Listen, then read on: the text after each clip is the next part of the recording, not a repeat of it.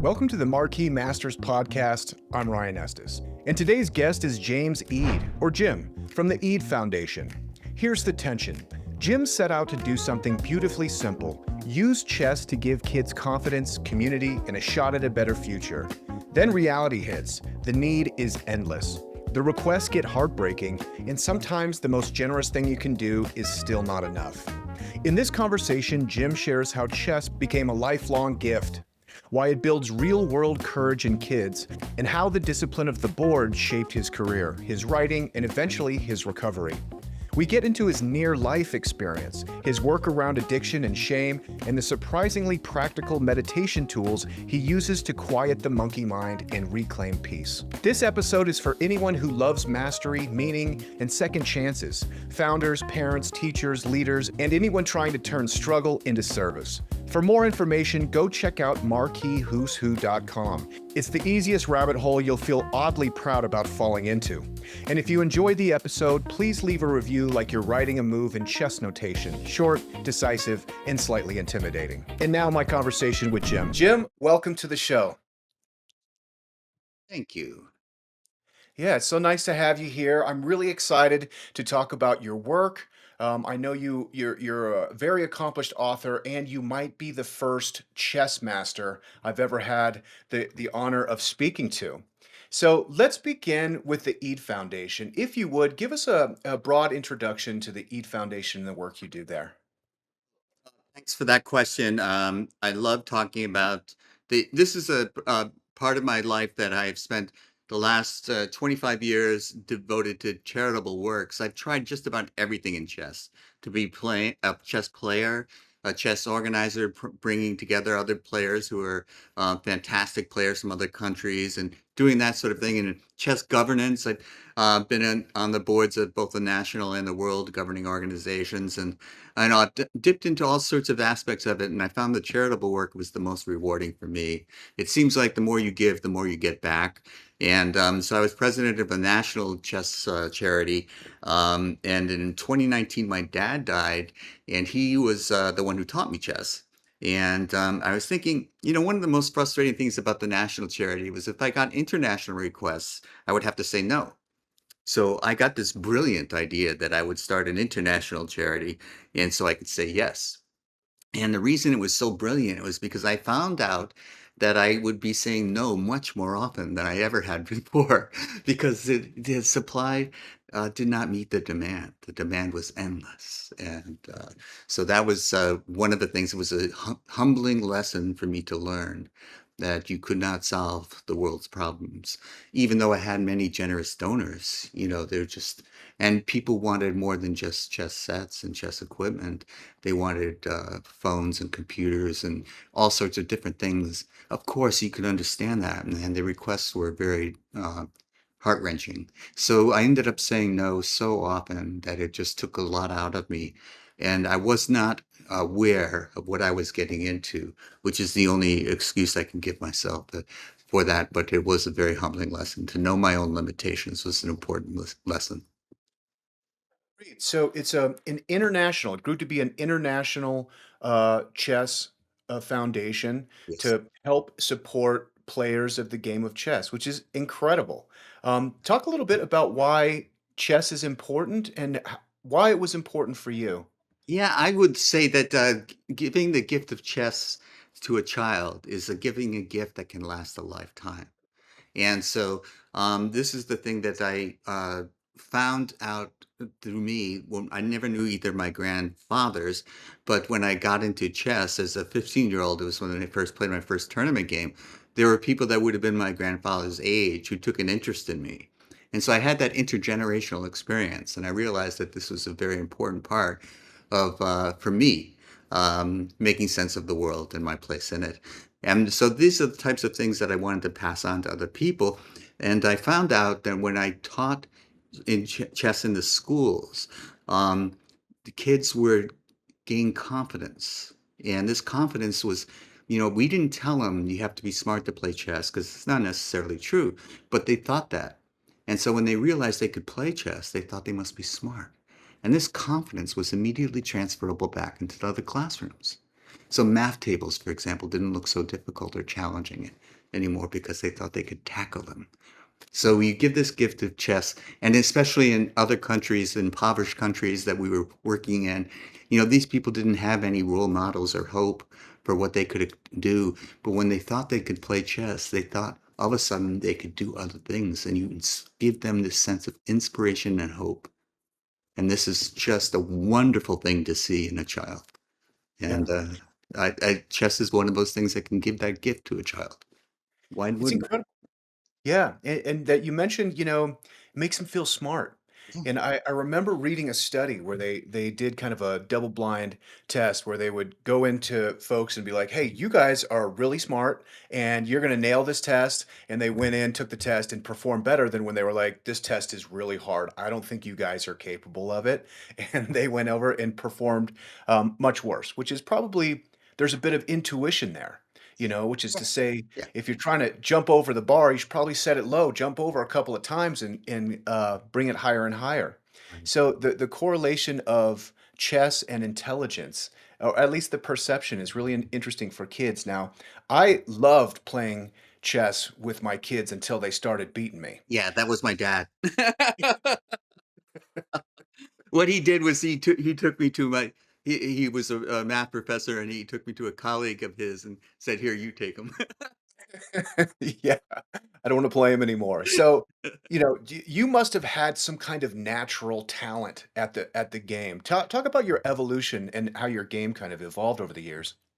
We did play chess after dinner, my dad and my brothers and I, and there was some sort of competitive aspect of it, but it was also that I started to get into it a little bit more than the others did, and so I had this knee injury where I was hardly able to get up the stairs, and so I was really kind of immobilized, and my dad brought home this.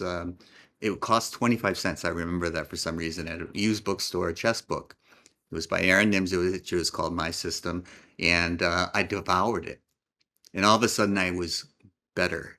And so they took me to the college chess club, and I met people who were tournament players, significantly better than me.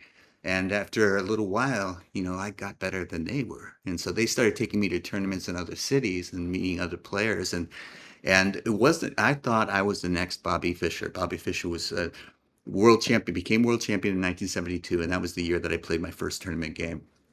And I saw no end in sight until they took me to New York City. Yeah.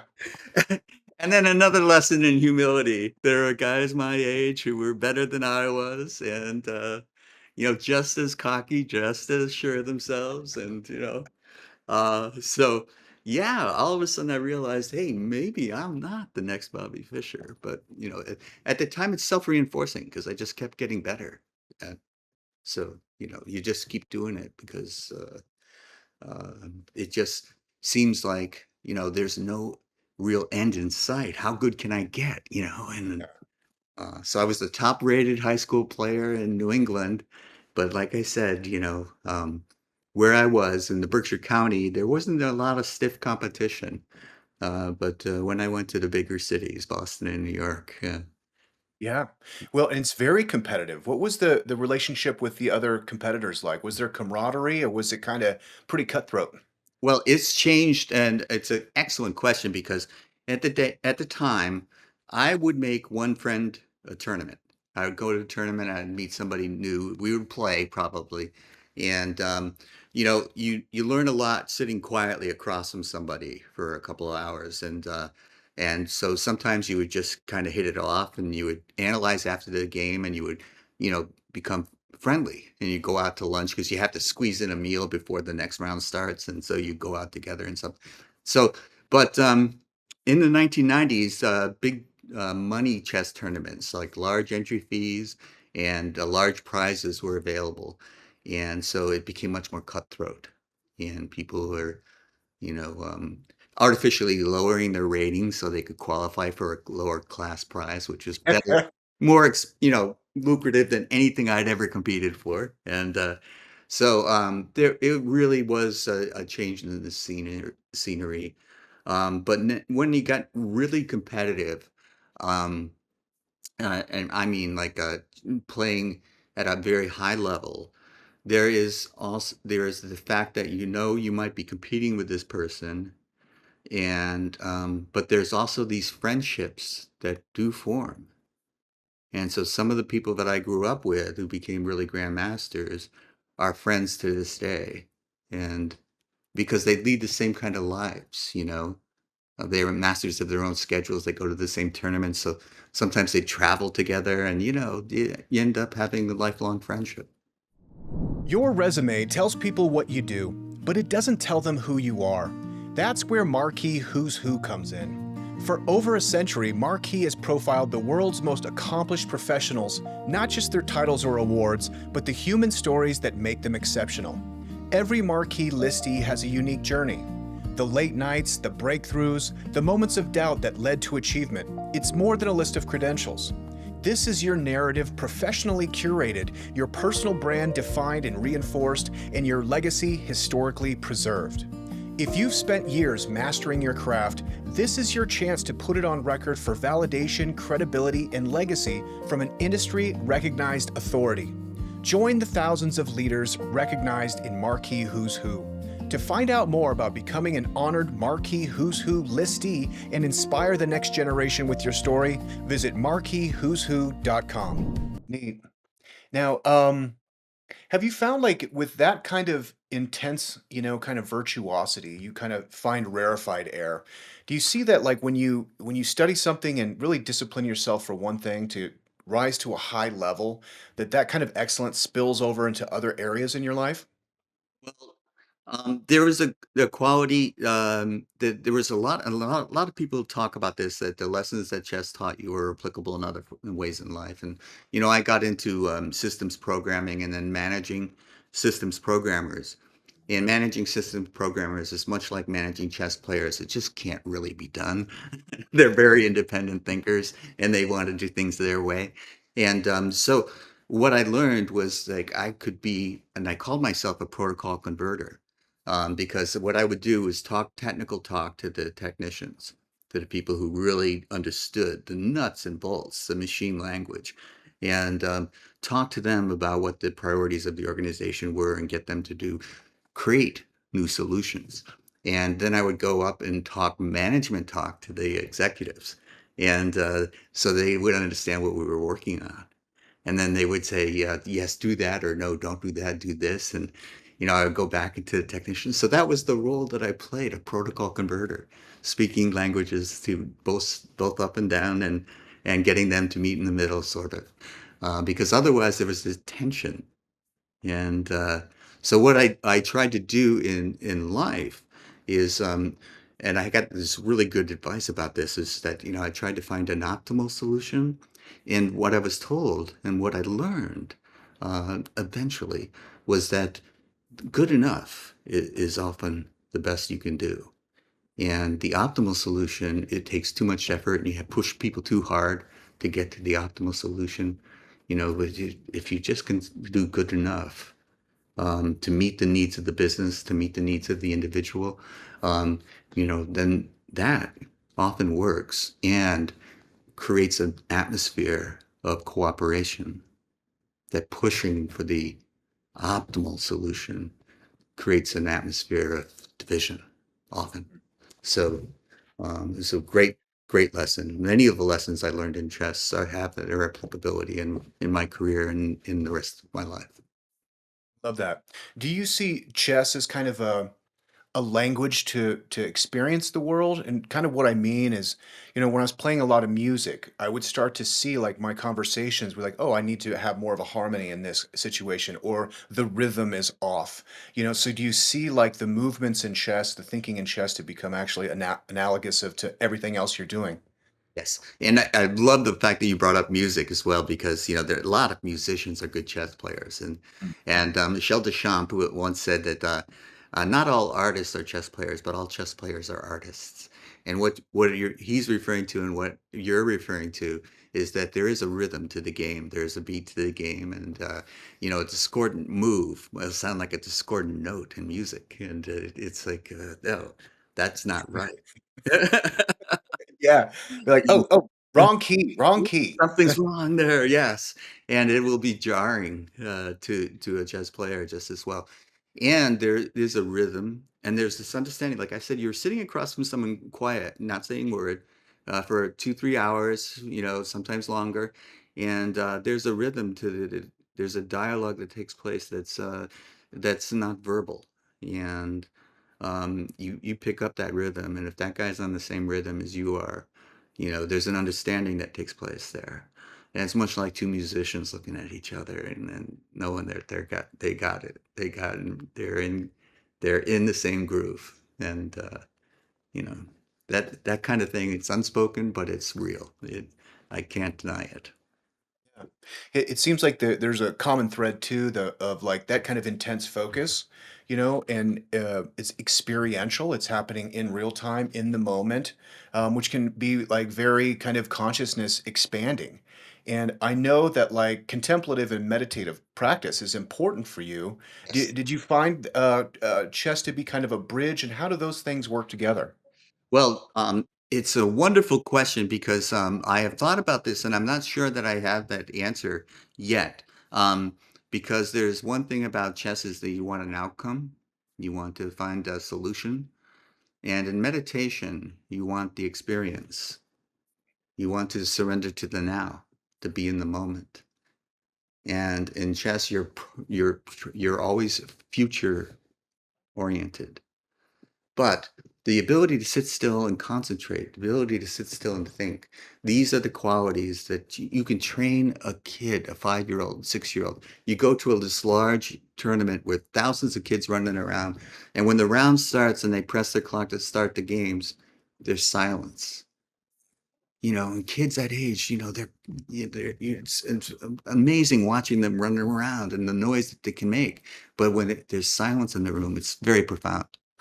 And this is the thing that when you're trying to reach a meditative state, when you're trying to be contemplative, um, these are the things that you must achieve in chess to play well as well, because you have to be able to sit still and think. This is one of the things that we teach to children, to sit still and think. It's a very powerful gift to give to a child, but it's very powerful to give to an adult as well, because often we're so busy, we don't take time to sit and think. And when I was in corporate America, I called my ability to think memo mode. I get a message and I would have to reply to it. So I didn't have time to think and to talk to others. But, often I was in a react mode rather than, you know, respond. And Yeah. so instead of a thought out, well-formed response, I was always reacting. And I found that that was true in my life as well. I was always reacting. And so now the ability to sit still and think, which is a gift I can give to myself every day, and I try. And I do that every morning of every day. And I have that moment of contemplative silence, stillness, and calm. And I used to think I knew what the word calm meant, but I didn't. To me, calm was just less anxious. And now I know what calm means, what peace and serenity feels like, which I never did before. I thought I knew what the words meant, but I never felt them. Can you describe that feeling? That feeling is one of, for me, and I can only speak about myself, is one of connectedness. Because growing up, my experience was I just wanted to be left alone. My mother would get mad at me because she didn't know how to punish me. If she sent me to my room, she said I was happy because I just wanted to be left alone. And school was a problem for me, and I made school a problem for others because, you're not alone when you're in school. And I wanted to be left alone. And so if you had told me that I wanted the company of other people when I was growing up, I would have said, you're nuts. I'm better off without, on my own, like sports. I was cross country and track, chess, individual sports. So this is what my self-image was. And I never thought that by having a community, I would get what I needed. And it was a shock to me to realize that a community of people was really helpful in my recovery. And when I was in recovery, I found this ability to, and I had to get taught. I hired someone to teach me how to meditate because I was too busy minded. I had the kind of mind that would never stop. And so to be able to sit still and think was something I could do to a certain extent, but not to get achieve the meditative state that I wanted to. And when I get there, I feel disconnected to life forces in all of its various manifestations. And I feel like I fit in, like I belong. And it's a wonderful feeling. And it's one that I never expected to get doing that. Meditative, you're by yourself. Well, you're by yourself, but you're not truly alone. It's an amazing experience. Incredible. That brought up a couple of things for me. I definitely want to talk about your recovery, as you mentioned that. But I'm also interested in kind of the techniques you're using in your sitting practice, because I think meditation is kind of on the tip of a lot of people's tongue, and maybe they've tried and trying to work with that. Now, sitting and being quiet playing chess is a little bit easier because you're doing something, you're solving a problem. Yes. You're trying to win the game. A Yes. lot of people struggle with meditation because it's like, what do you do with your head? So I would love to know, as you're sitting, like what you're actually doing mentally, or if there are any techniques that are important to you. Well, the thing that there's a couple of techniques that I can share. And what works for me may not work for you, and what works for you may not work for me. But there's different techniques, and try it until you find what works for you, and then use that. And when it was what I was taught when I went to the first person said, I said I had monkey mind. I can't stop the monkey from chattering. And she said, well, can you picture a white cloud in the sky? And I said, sure. And she said, can you put a monkey on it? I said, yeah. And she said, well, okay, let the cloud drift away with a monkey. And every time a monkey chatters, put it on the cloud and let it drift away. Now it sounds kind of silly, but for me, it was great. It was a great image. And about 100, 200 monkeys later, this chatter just quieted. So another technique that people teach is a counting technique of like, breathe in. And this part of it, the key is to focus on your breathing. And this was also very, very um, uh, um, interesting to me and profoundly unexpected. That by focusing on my breathing, I became more aware of my body in general and more aware. The Sanskrit word is prana, but we could think of it as energy. The energy transforms going throughout your body. So when I was breathing in, I was picturing the energy rising. And this was you could find eventually you find you can actually move it and control it. But at the time, you're just focusing on breathe in for a count of 4, hold for a count of 4, release for a count of 4. And keep doing that until your mind can calm your body and your body can calm your mind. And you will achieve this calmness. Now, you might say 4, you might say 6, you might say 8, it doesn't matter, whatever you do. And one of the things I experienced was at the end of the exhale, there's this quiet moment. It doesn't last long, but this quiet moment where you don't need to take a breath yet. You're free from the need to breathe. This freedom, it becomes more, it's the title of one of my books. This freedom became something, a gift that I could give to myself. You're free even from the need to breathe, just for a moment. But that's all you need is a moment to feel it, to have it. And that's one of the insights into or inroads into a meditative state.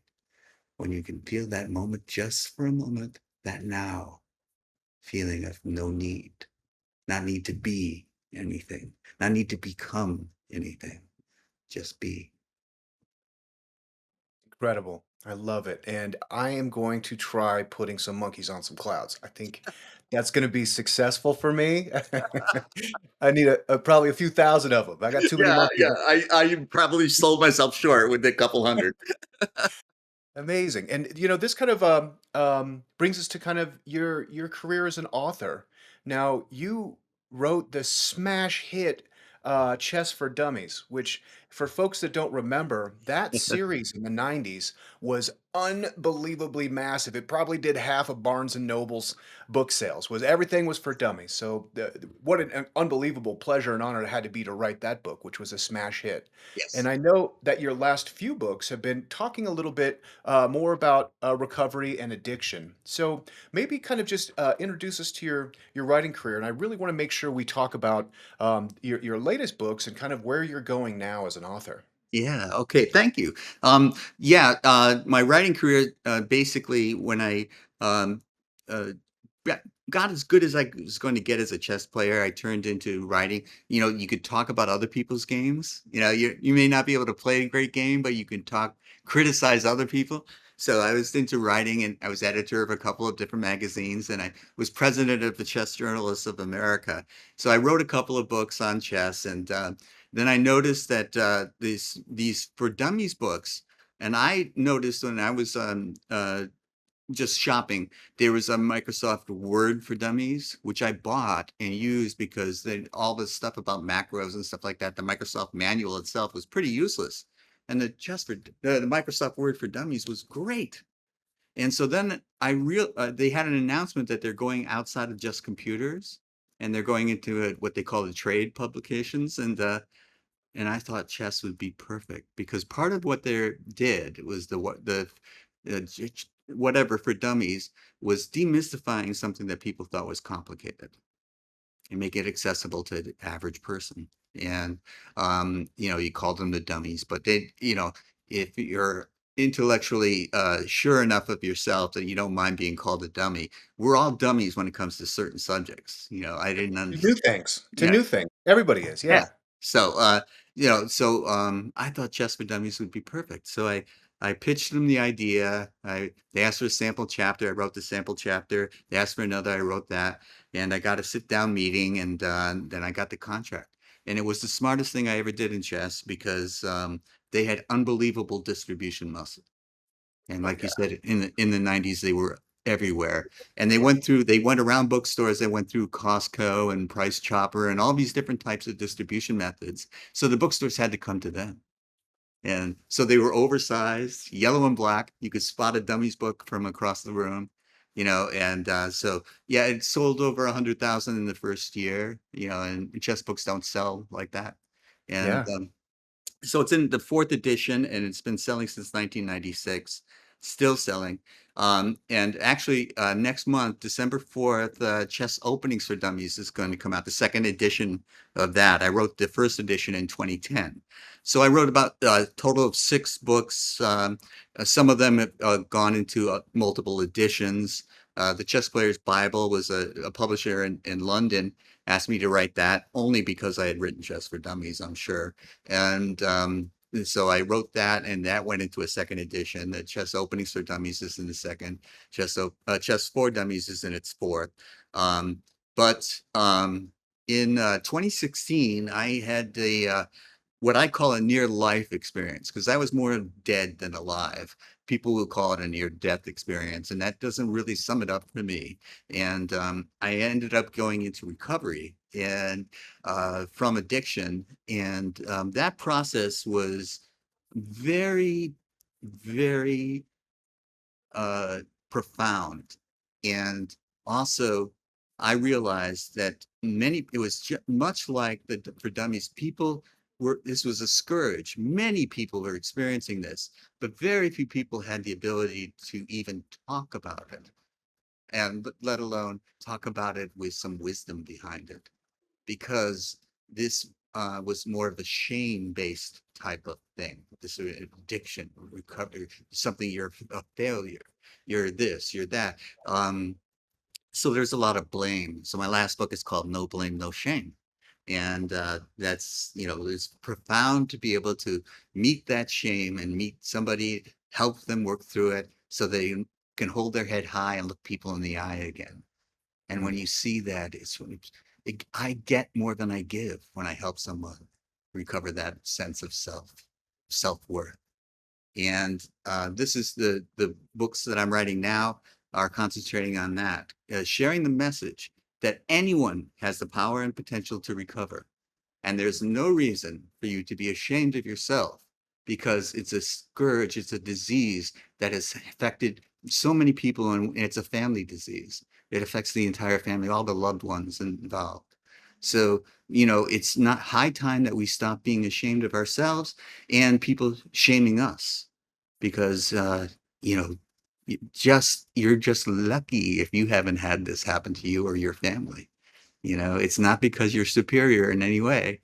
It's because you've been lucky. And when you go through recovery, you realize, hey, these experiences prepared me to be a different person. And actually, I'm the lucky one. I thought of all these things as near tragic. Certainly, I could be very melodramatic, my tragedy. And but it wasn't a tragedy because I did go through it. I did survive. I came out the other side, and I came out the other side with much more compassion for other people than I went in. I was I work on every day to be free from judging, free from intolerance, and free from impatience. And the last one is a real work in progress. I'm still very impatient, but I work on it. And we talk about progress rather than perfection. And so I'm not as impatient as I once was, but I still have to fight that almost every day. And every day I can give myself this gift in the morning, first thing in the morning. And it doesn't last. I can last as long as the headline and the paper will upset me, but I know I've already done it once that day. I can do it again. I can start my day over any time of the day. Love that. And I really appreciate you for talking about like addiction and recovery, and particularly around this idea of shame. I think, addiction has hit everybody, and everybody is addicted to something. It's just a matter of variability. I've had struggles myself. I still struggle with chicken nuggets, and I can't eat one chicken nugget. I'll go off the rails. And No, I'm not making light of addiction, but just to I, say that, I like, understand. all of us, work with shame. So when talk about your process a little bit, because it sounds like it was a very profound arc for you of like recognizing kind of the self-awareness of like, okay, my addiction is maybe behind the wheel. It's time to go into recovery, and seeing like shame and blame potentially as being kind of like the barrier to get you where you were. Talk about that experience, what that process was like. Very, very powerful question for me because it brings up memories of what I was like, yeah, what happened, and what it's like now. And what I was like was, the Beatles song "Help." I never needed help from anyone in any way. I was, you don't, you didn't have to give me a hand. I was okay. I'm doing it myself. And so the idea that I actually needed help was a foreign concept to me. I grew up on Hemingway novels, John Wayne movies, self-sufficiency was a big thing. And, the fact that I wasn't self-sufficient in recovery, I needed help, uh, was a crushing blow to my self-esteem. And then I realized at some point, I had to get over myself. That was old programming, formed when I was a child, before I had conscious awareness of what I was really believed in, what I really thought of, and what I really was truly my character. And this was programmed into me and was no longer serving. I had to get rid of it. And so I found, and this is the analogy, and your music background might, this may or may not offend you, but you may understand what I'm talking about. Our neural networks are malleable, and this neural network that would go down and get stimulus, and I would react to it. My behavior was unconscious. It was just following this old programming, and I knew that it was no longer serving. So I had to create a new neural network, a new groove, but this groove was scratchy and uncomfortable, and the music it played didn't sound good at all. So, uh, you know, it's uncomfortable and you don't want to do it. So you can go back to your old programming. It's a really difficult thing to persevere, to keep trying that new groove until you start to wear a new groove. The neural network combines and starts to play a more beautiful song than you ever heard before. The music is much more delightful, much more sweet sounding, and your behavior with others is often so much nicer, so much kinder, so much more loving than it ever was when you were in your old programming, your old behaviors, your old patterns. Creating the new ones is not easy, it's work. I can't tell you it's going to be overnight. There's no overnight sensation. No, this is work and you have to persevere. And it helps if you have support. If you have a community of people who are trying to do something similar, they know what it's like. They know it's tough.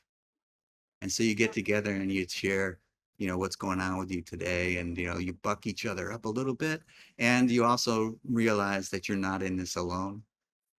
Yeah, you're not the only, this isn't just happening to you. You're not unique in this way.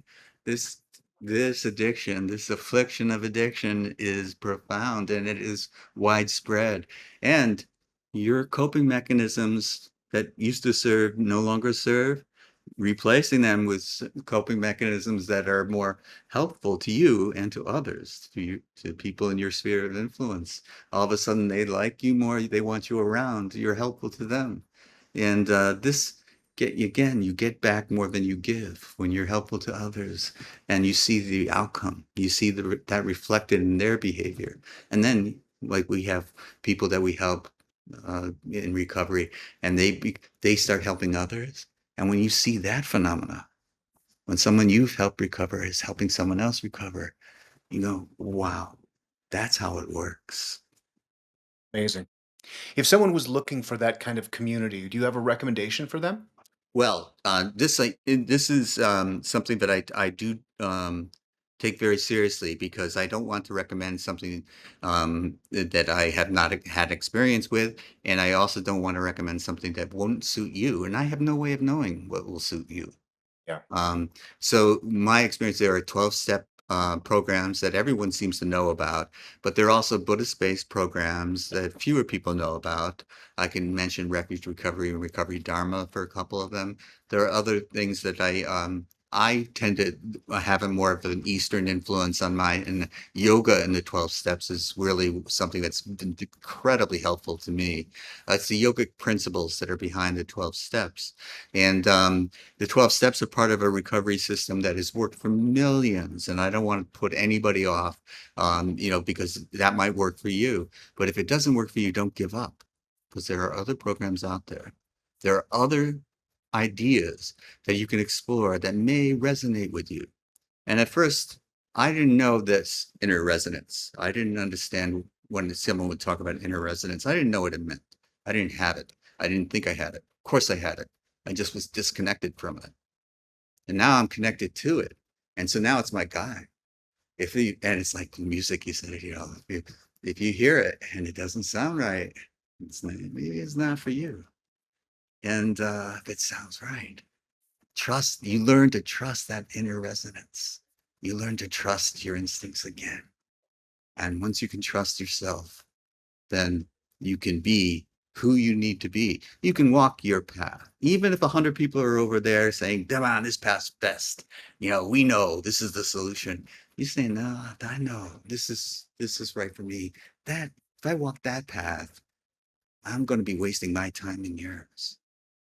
This is my path. I'm walking it with my head held high, looking people in the eye. I'm not ashamed. Might be a little different, but I'm walking it. And it's my dharma. It's my path to enlightenment, which is the end game. And I'm not saying I'm going to get there this lifetime. I'm not saying I'm going to get there ever. What I am saying is I know when I'm putting my foot right, and I know when I'm putting my foot wrong.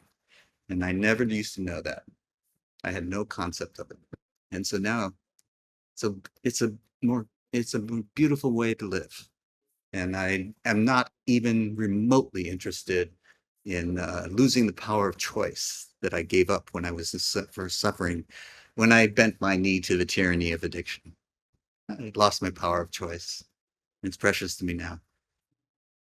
Jim, thank you so much for that. Your energy is absolutely contagious. I love it. This has been so fun. We've got a little time left, so I would like to know if you are ready for the lightning round. Oh, Bring it on. There's a rainstorm going on right now, so the lightning round sounds perfect. It's appropriate. Okay. Fantastic. Okay. If you could meet one person, living or dead, who would it be and why? Oh, I would say, there's so many people popped into my head in the first thing, but I would have to say Buddha, Mm, because there's no way I can be as Buddha. mm. So I'd have to be me. And I think, there's still a process of knowing who I really am, who's the real me. And I think in Buddha's presence, I would know it. Would you like would it be the historical Buddha like Siddhartha Gautama or would Correct. it be like the big Buddha? No, it would be the historical Buddha, yes. Yeah, cool. And that's because, and it would, there are other people that you could point to that would have that same effect, I'm certain. It's just the one that stands out in my mind. And because I'm not thinking of an understanding and of a uh, spiritual sense that is not also human based, Yeah. because we're spiritual beings having human experiences.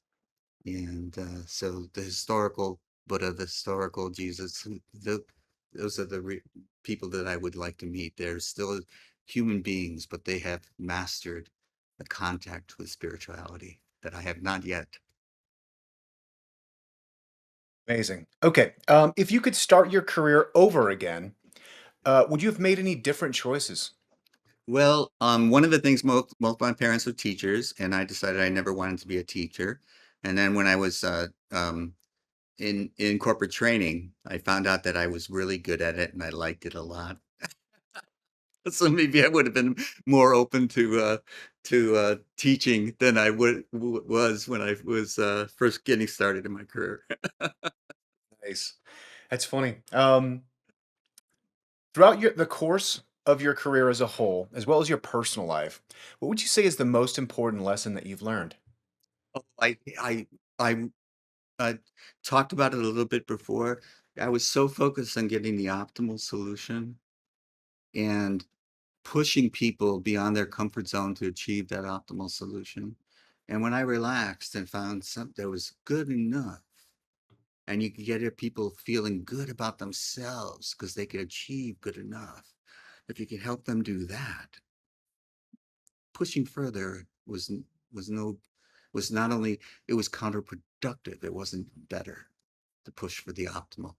And so I am now much more inclined to achieve something through cooperation than I did through competition. And it's a lifelong lesson that I'm still learning because competing came naturally to me and cooperation did not. And cooperation is a better way to be. And for me. So, but it is still a struggle because, if you wake me up in the middle of the night and ask me which one I would prefer, I'd probably still, I don't know which side I'd come down now because I've done a lot of work on this for a long time, but I think maybe cooperation has got a fighting chance now. Yeah, let me tell you, if I'm playing doubles pickleball, it's going to be a challenge. It's going to be a challenge. I don't want to lose any games because you lost some points over there. Yeah, yeah. That's, so I was only singles, man. Yeah, only singles, only singles. I know, I know. Okay, Jim, this has been fantastic. We're so grateful at the Marquis Masters Podcast that you're coming on and telling your story. It's been awesome. Couple others before we get out of here. How have you benefited from Marquis Who's Who and kind of their service and products? Well, one of the things that, and I want to be very careful how I say this because, I had a strong need for affirmation from other people. And it was a weakness of mine that I have since in recovery learned to give up that need. And so I'm not compelled to search out for it. But the affirmation that I get from Marquis Who's Who, that my story is worth telling and people will like to want to hear it. This has been very powerful, very reassuring, very informing in terms of this is the correct thing for me to do. because I don't know how I would reach other people. The message of addiction, for example, that you're not alone, that other people have suffered the same way that you have. These types of things are difficult for me to figure out how to get the message out, how to get to other people. And Marquis has been such a big help in allowing me to do that. And I don't know how far, I don't know if I've affected one person or 10 or and no one at all, but I know that if I've affected one person, then that's been meaningful and I appreciate it. Well, you've affected me, so you were meaningful, and I appreciate the time, Jim. Thanks for coming on the show. Thank you. Namaste and blessings. Namaste.